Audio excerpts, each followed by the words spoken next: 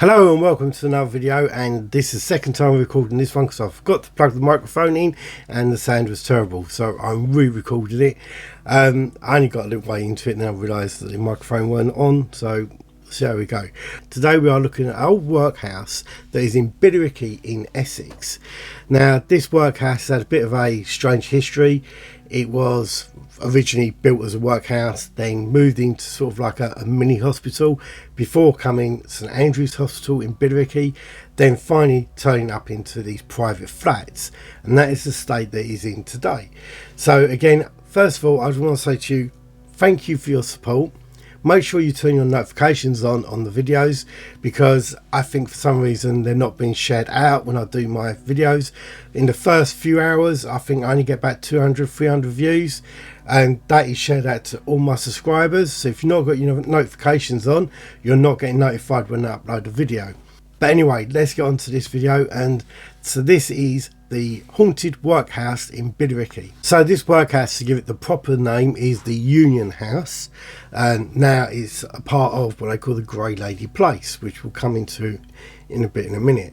But if you look at the style of the building, it may remind you of a big building in London, not the Houses of Parliament, but St Pancras. It was actually built by the same, well, designed by the same architects.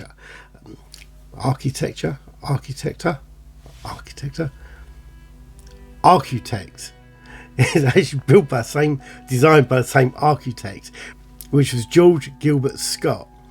And funny enough, some of the people that I've met there, went there today, done a bit of filming, fantastic people. And one of the residents there was saying to me that, yeah, did you realise that it was built by that? I didn't know, but yet it's so obvious when you look at the style of the buildings. I was like, yeah, of course, it's St Pancras, it's a mini St Pancras. So you can tell by the style of the chimneys and the brickwork, it's very much that same sort of keeping of it. Now it's built right near Knowsley Wood. Now Knowsley Wood has got its own paranormal history. The ghost of the white dog and the ghost of the white lady that haunts down by the train tracks. If you want me to cover that or to add a bit of that into another video, more than happy to do with that one. But this today is Billericay. Now when I was growing up, Billericay was I always thought Billericay was like a posh place, and then my sister moved there, but then I didn't realise it had such a dark history. Now the history of it is the whole high street has got ghost stories all the way along it. I will cover some of those eventually. I want to stick to this one because this workhouse had a really bad reputation, so much so that it was seen as one of the worst workhouses in the country. Now I don't know if this has got something to do with it, but when you try to research photos of that workhouse, they hardly exist. There's hardly any photos of inside it, or no photos of inside it. It was all outside. I find that quite strange, and so what I've had to do in this video, you're going to see images of inside workhouses, but they are other workhouses around London and the country. But keep in mind that they are basically the same type, so there's not real much difference in there. No, these would have living quarters on one side, and in the middle you'd have the workhouse. So what we have on this one at the Union House, or the workhouse in Billericay, the men would sleep on the east side and the women would sleep on the west side, and in the middle was the actual workhouse itself. Now where the women's was, you've got the chapel at the end. That is also where children would actually live as well, so children would stay there. Eventually Billericay did have its own nursery down further in the town centre, but children did stay here. In the front of the grounds on the south side is where the children would play outside, and on the north side of the building, that is where the adults were allowed to hang out. So these were the inmates there. So it was sort of used as a bit of a detention centre as well, so you could go there for committing small crimes or to pay your debt to the country. So a lot of people were not in the best position when they were sent there. Some people were sent there because they didn't get home at night when they was drunk and they got slammed in there. Other people did commit crime and were put in there themselves. Did commit crimes, serious crimes, and were put in there. So workhouses weren't meant to be a pleasant place, but this did come with a bad reputation of mismanagement, disappearances, children disappearing, sort of rumours like that are always being spread around at this workhouse. Trying to research this has been really, really difficult, and I've been lucky enough to speak to some of the people who live there and past residents who did some of their own research. I was informed about this place some time ago, back in about 2010. A resident there, Joanne, contacted me with her experiences. Now, she doesn't live there, but I was able to get back in contact with her over the last couple of days to re-go over her stories back then and what she's found out since. The building was built between 1839 and 1840, and that is when it first opened up as a union workhouse.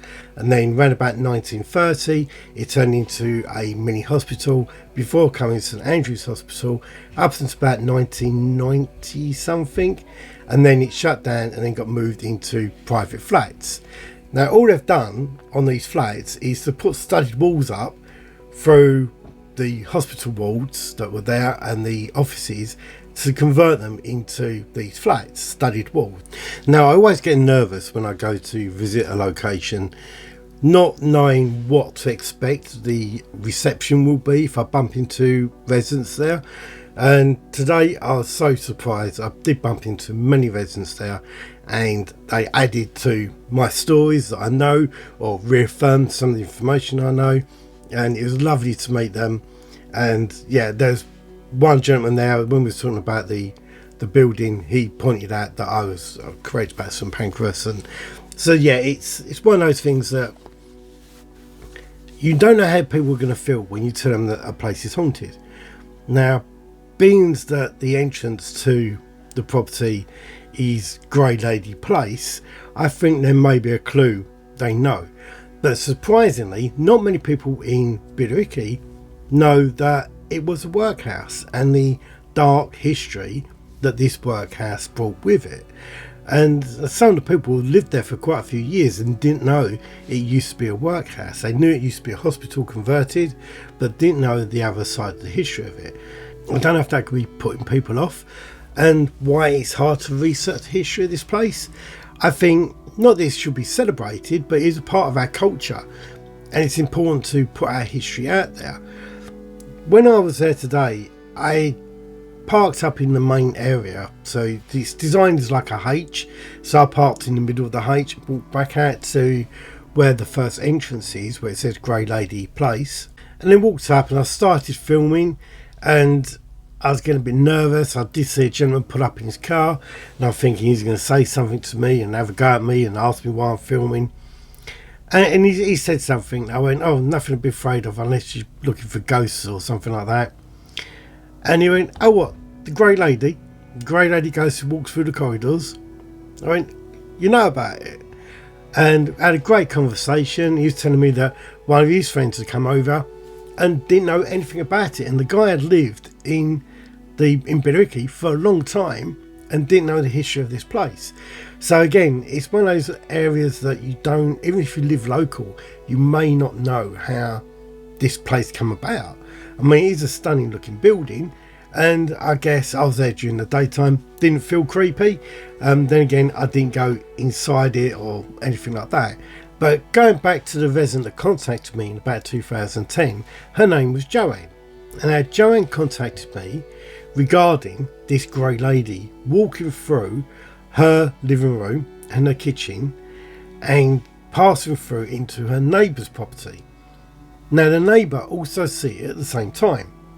So the report that came to me was from both of them that they'd seen this Grey Lady walk through the walls between the property before disappearing. Joanne wasn't a skeptic, and she admits that she's not a skeptic. She truly believes in ghosts. So she wasn't shocked or scared or anything like that.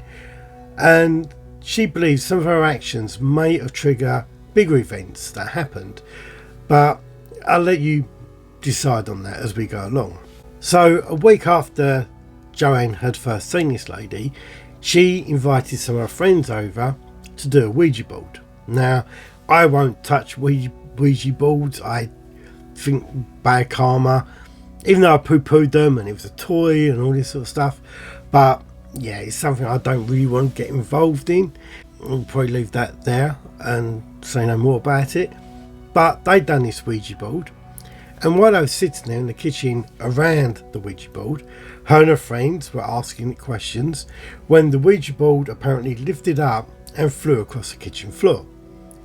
As that happened, they said they see the shape or the figure of the grey lady standing in the kitchen, and at the same time the cold blast of air filled the kitchen and the lady vanished.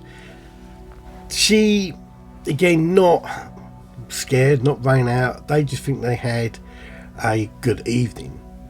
Unfortunately, from that moment on, Joanne believes that she was beset by bad luck, and this went on for quite some time. At the same time, her next door neighbour was getting certain things happening in her flat. So she was getting, every night time, her TV stopped working, light bulbs were blowing, taps were turning on and off on their own, and some mornings she'd get up and the boiler had packed up, but yet when people come to check everything was fine. All the electrics were fine. She reported her TV being broken, and 3 times people went up to have a look at it for her. As soon as they walked in, it turned itself back on. So something was going on there that she was trying to say, look, I'm not crazy, this wasn't working. And the thing was that she said that Joanne witnessed when she went in there, the TV turned off when she was there, and when other people walked back in, the TV turned back on. And she thought someone was playing a joke on her, but they could never work this out. After a few months of this going on, she changed the television, and the same thing happened. She plugged in different plugs around the room, and again, the same thing. It was just turned on off whenever it wanted to. They checked the electrics, and nothing was dipping out of the electrics. One night, her neighbour was asleep in bed when she was woken up by the feeling that someone was breathing right on her face. She opened her eyes, and sure, there was this figure of this lady bending over, just staring into her eyes. Unfortunately for Joanne's neighbour didn't take it too well. She went screaming out, banging on Joanne's door, saying what had happened. Joanne was quite excited, running there to see if she could see anything. Of course, nothing was there. But a lot of these things just kept snowballing. They kept getting worse and worse and worse. Joanne's luck was getting pretty bad, and she doesn't really want me to go into her bad luck, but it got to a point where she started thinking back and pointing the finger to the Ouija board. What Joanne didn't know was that at the same time, other people in that property were experiencing strange events. Other people felt as if cold air would blast through them. Other people felt they was being stared at. What I also do know, and I'll need to dig into this, I was informed a few years ago that underneath that property is a big cellar. That would actually make sense, because back in the Victorian times, when they built these places, they'd often put these great big cellars in there. And then as a hospital, I'm sure they would have used some form of cellar. I don't know if those cellars are being used today. I'd love to know if anyone out there knows about these cellars underneath here, because going by what I was told, these cellars go right out underneath the grass on the south side of the building. What Joanne did do, she did contact me with somebody else that had experience on the lower level of the middle part of the building. Now this would have been when the workhouse itself was. The resident there turned around and stated that over night time she would hear sobbing, the sobbing of a lady along by her front door. Now her front door actually goes onto the front of the whole building. Now that sounds stupid, but if you look at this building, you've got the doors are on the inside as well, so they're apartments. I believe, not being in there could be a corridor that runs along it. That will back up some of the other reports, because when people say they see this lady walk down a corridor, I can only imagine it being a longer corridor than just a short corridor, joining bedrooms or things like that.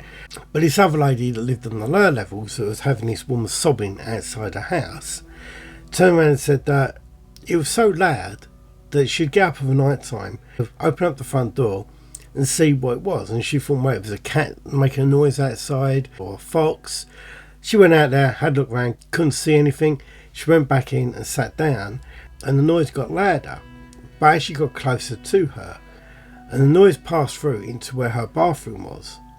And she walked into the bathroom, and she said she see not a grey lady, but a really old, dishevelled lady that actually, when she studied her, she said she looked a lot younger than what her features would say she was. So someone who's had a really hard life. Now, again, you could be banged up in this place for getting home drunk or anything like that. These crimes that you could be put in there for range from bad ones to stupid things, or even to get into debt. So a lot of people got put in there to pay their debt to society. Could this lady that's now haunting the bottom of the property be the ghost of someone from that workhouse? Unfortunately, we don't really know much more about it, because she also moved out just after telling Joanne this. Now, Joanne's experiences didn't really come to an end until she left that building. And she said her luck changed. The moment she left, her luck got better. Now, as far as I know, Joanne is the only one who's ever suffered bad luck or anything like that from that building. So it's not as if it's a cursed building. Could this be something that Joanne done with her Ouija board? Now, we're putting all scepticism aside and all that. It's possible. It is possible. But we know that bad things happened in this workhouse. And people did go missing. Children went missing. Men were tortured and they were beaten and bullied. And the nasty things happened in this workhouse. The conditions were bad. We've got other people that say when I was working as doctors and nurses, they'd often hear screaming and crying, almost like a torture sound, when the place was almost empty. They go down into one of the theatres and they sense that there was something traumatic going on, but the place was empty. And there was a hospital warden that stated that when he used to be pushing people around at night time that were not complimentous, they would talk to people in the corridors as if they were really there. And he'd ask them who they were, and he'd describe them and say, oh yeah, he's got tatty clothes and all that sort of stuff, describing people from that would have worked at the workhouse. We've got also the other side of it, where a nurse that used to work there when it was St Andrews reported seeing children playing out on the grass really late at night. Now, this doesn't fit into what you'd think would go on in a workhouse. Children weren't allowed to play out at that time of night. But then we know other things that went on. Were these children being taken out? Because she said these children weren't happy children playing, that they seemed to be directed in the way they were playing. And this nurse walked over to see what these children were doing, and they disappeared as she got close to them. But again, she described them looking terrified children, in their clothes, their dress, they're dirty. She goes, so they didn't fit into the area of what she was, and straight away she thought that she was seeing a ghost from the building's past. This backs up other stories that other people have said. I'm not aware of other investigations in that area. I'm aware of other ghost reports from local people in Billericay, what they've witnessed when they've been cutting through. Now, this place is a part of a walk that was designed. The Heritage Tale is a Grade 2 listed building, so people do travel around and walk through these buildings. On the west part of the building, so where you've got the H, on the west part of the H, at the bottom level you had the women where they stayed, then you had a section where children stayed, and at the bottom you had a chapel. Now, there's rumours about the chapel, about grounds underneath the chapel, all that sort of stuff. Again, you get that a lot with chapels, and it's probably not that true. Could be a crypt under there, I don't know. But what I know, that in COVID, when everyone was taking their 30-minute exercise, a family was walking down with their grandmother, cutting through the walkway from Norsley Road down into Norsley Wood, and you can pass that side of that west building, and they said they could hear babies crying, and the babies weren't crying from within the building, but basically beside the building or by the chapel. And they looked round, there's no sign of any babies, but this lady and the elderly lady was convinced that this baby was not of this earth, and was saying that it was a spirit baby.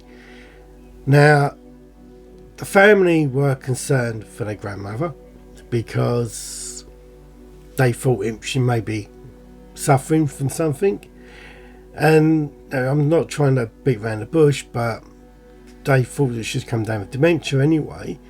So they didn't really think much of it themselves. They walked down through the woods, had their 30-minute exercise, whatever we got back then, walked back up, and as walking back up, the granddaughter heard the babies crying herself.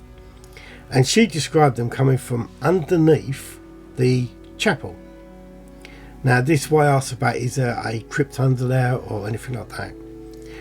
Because it does seem that we have a certain amount of reports about the sound of babies around that area. This isn't the only report we have from it. So we've got 4 or 5 of these reports of people hearing these babies crying around there. This goes back over the last 20 years. I'm aware that it was a maternity part of that place as well. I don't know the full history breakdown of that, but I'm sure that babies probably passed away there as a workhouse, and you got male, female inmates. I'm sure things went on. Unwanted pregnancies, were they terminated? Did things happen to them? Again, this place had a dark history, so nothing is off the table at this place. I'd love to know a bit more detailed history on this building. One of the other things we have is the workman, or I say inmate, that lost his life.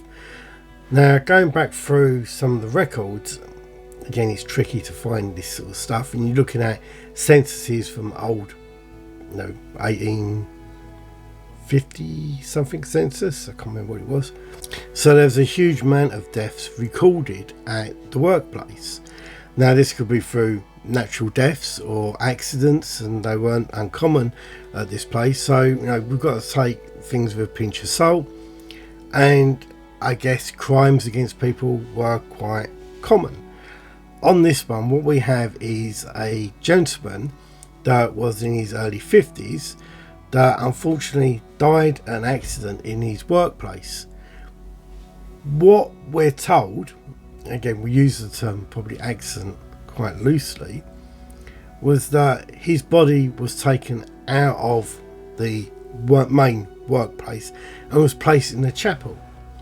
People don't believe that he was actually dead when he went to the chapel, but he was locked up in, I guess, maybe a casket or something like that, and he was heard screaming and shouting in the chapel. When people finally went back to check on him, he'd actually passed away then. Did they lock someone up in that chapel that was still alive? Did he suffocate or whatever? But from that moment on, people said they could hear this man screaming and shouting in the chapel. This brings us up to the ghost of a man that is meant to haunt the chapel today. Or I say that loosely, knowing that it's actually somebody's apartment and they're living in it now. If that is you, please turn off. You just don't want to hear this. Well, you may do, I don't know. But this man is meant to haunt the centre of the chapel. So I don't know how this is laid out inside. That chapel, I'm guessing, is probably about 20 to 30 foot long, because it went into the maternity part and then the female living quarters. So it has got a stained glass window on one end. That is the end where the gentleman is said to be seen sitting and sobbing. That was mainly around the time when this was a hospital. So nurses and doctors that would go to pray in the chapel would actually report that this was a ghost that they see there. I don't know how long that stayed a chapel, why it was a hospital. Was that always a chapel for the hospital? I'm guessing probably, because hospitals tend to have a chapel. But again, this is also where we have the babies being heard.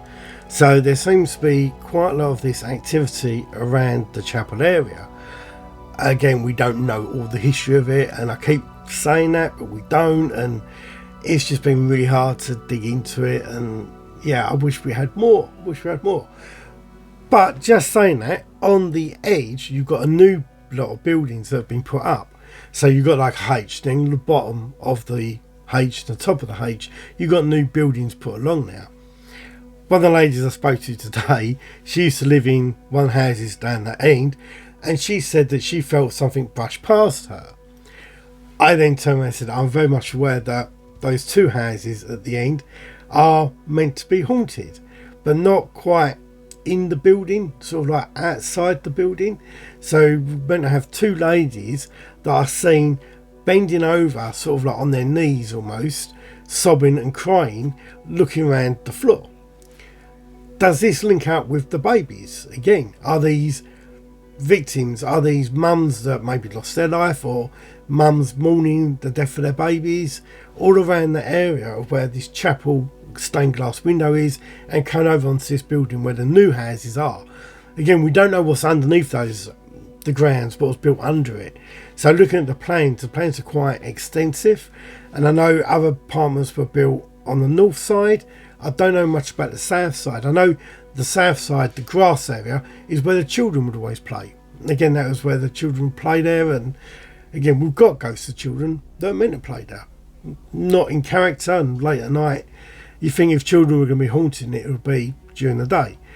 But that doesn't say we haven't got a daytime ghost, because we have a daytime ghost there. So what we have in 1978, Barry Gifford of Pilgrim's Hatch, which is further up, that's where like the Kelvedon nuclear bunker is, around that way. What was that? Pilgrim's Hatch, Kelvedon Hatch. Pilgrim's Hatch, it's around that way somewhere. Anyway, he was down there, and this is 1978, so that will be just around the time he was swinging into a hospital. He was actually working on gardens around the area. He was working on the garden, and he'd been there. It was quite a hot summer's day, and he went off to get some refreshments. He left his tools in a wheelbarrow at the side of the rose bushes.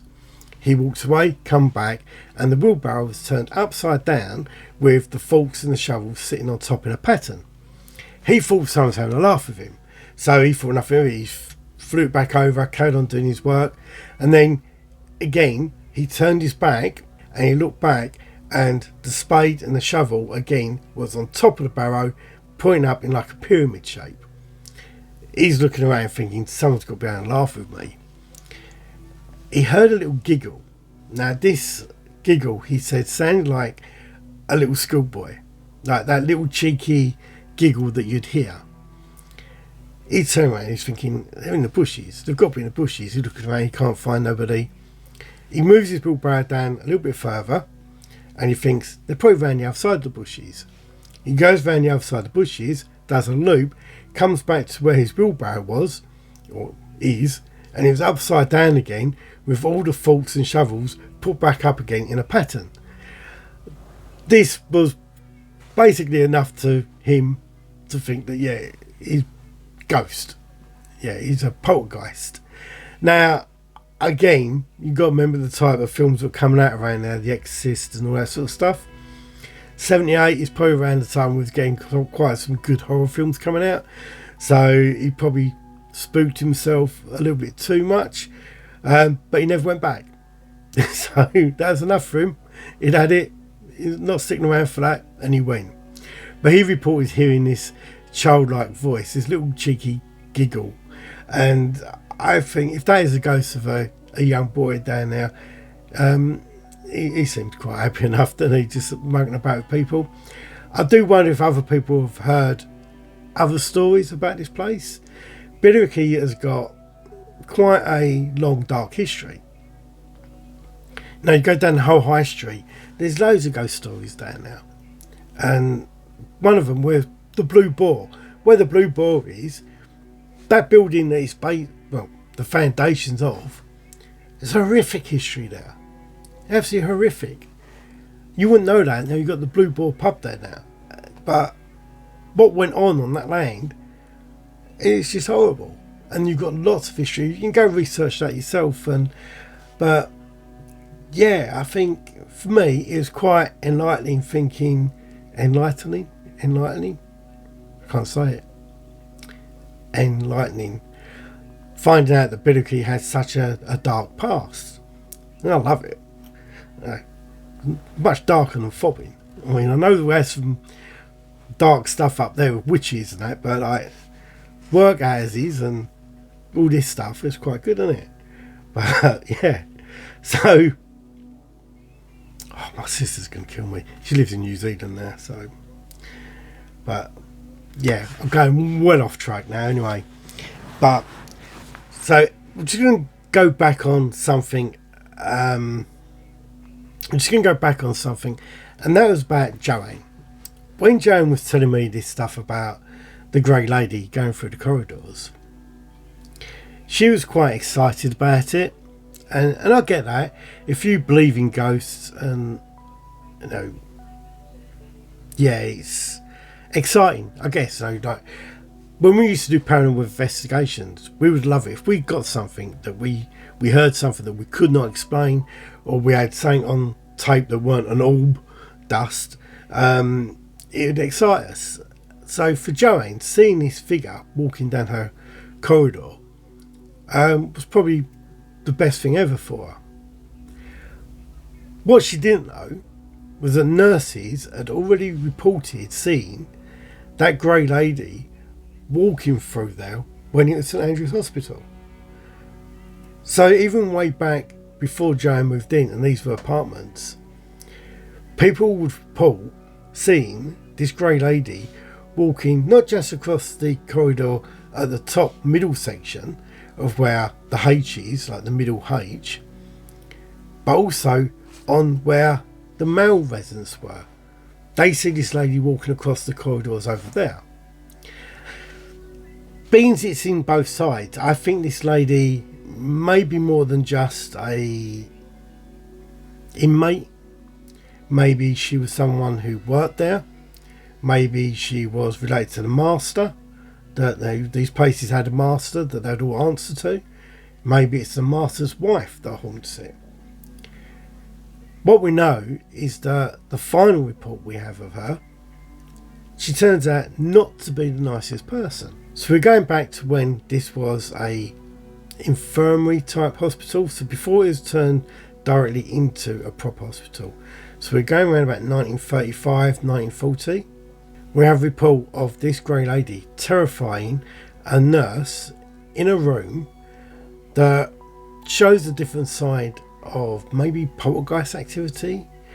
The nurse describes she was getting on doing her work where she felt someone was standing behind her. She turned round and she said this Grey Lady was standing there, but shoved her up against the wall, and that was like across the floor. So she flew across the floor up against the wall, and this lady was scratching at her. At the time, the nurse thought she was being attacked by a patient and was trying to fight back. But when she was throwing her arms around, her arms were going through the person that was there. She couldn't touch them, yet she could feel these claw marks on her body. The attack lasted for a couple of minutes. The nurse was left sitting on the floor, crying and sobbing in a right mess. Another person walked in, see her standing there, and she's shouting out that she's been attacked. They're going, well, no one come out of the room. Who attacked you? Who attacked you? And she turned around and said it was a ghost. Now this is way before things like the Exorcist and all that sort of stuff. So it's quite a compelling little story. Again, she had physical marks on her body. I know in paranormal terms people say it's easy to fake. I guess it is easy to fake. But at that time, very uncommon for someone to come up with that. I can't really think of any other reports of people faking that sort of stuff in that time period. Now, after sort of 78, it became quite common of these sort of poltergeist attacks. So this stood out for me, and I want to thank Kelvin thank Kelvin for that information on that one, and that was from I believe a local newspaper that run that story sort of like 15-20 years ago. And yeah, that fascinated me, that one there. It adds up to a bit of a dark place, doesn't it, really? And you wouldn't know it because it looks fantastic. And yeah, I think it does. It looks really fancy. And you pull up there and tell someone that you live in those apartments, they probably think you're a millionaire. But yeah, it looks nice. But again, the clue is in the name, isn't it? Grey Lady Place. So when you tell people you live, do you believe in ghosts and how do you get to your house? Oh yeah, it's Grey Lady Place. I think yeah, some questions are going to be asked, aren't it? Some questions are going to be asked, aren't it? Some questions are going to be asked, isn't it? So yeah, anyway, I don't know how long this video is going to come out. I've recorded it twice. Probably better the first time than it was the second time. Do apologise, but that's lost now, so you're going to have to put up with this one. Again, thank you for your support. Let me know what you think about me doing a live web chat on YouTube, and you can send messages and we can have a chat on there and all that sort of stuff. I'm trying to step up. I want to generate the content that you like, and when I say you like, my regular subscribers. We have a great conversation in the chats. I love your comments and your ideas. What sort of content do you want me to make? Do you want me to keep doing these local stories? Do you want to hear other stories? I want to do a top 10 of, I want to say fake ghost stories, but it really does want to put something out there about that. And I don't know how you feel about me debunking maybe your favourite ghost stories. I don't know. But I've got lots of other content. I've got more coming on London. Pluckley's always on the table. Never going to say never. You may not like what I do with Pluckley's investigation, but we go. Anyway, thank you for watching, and if you like it, subscribe, share it, put your notifications on, and I'll see you in a new video soon. Thank you. Bye.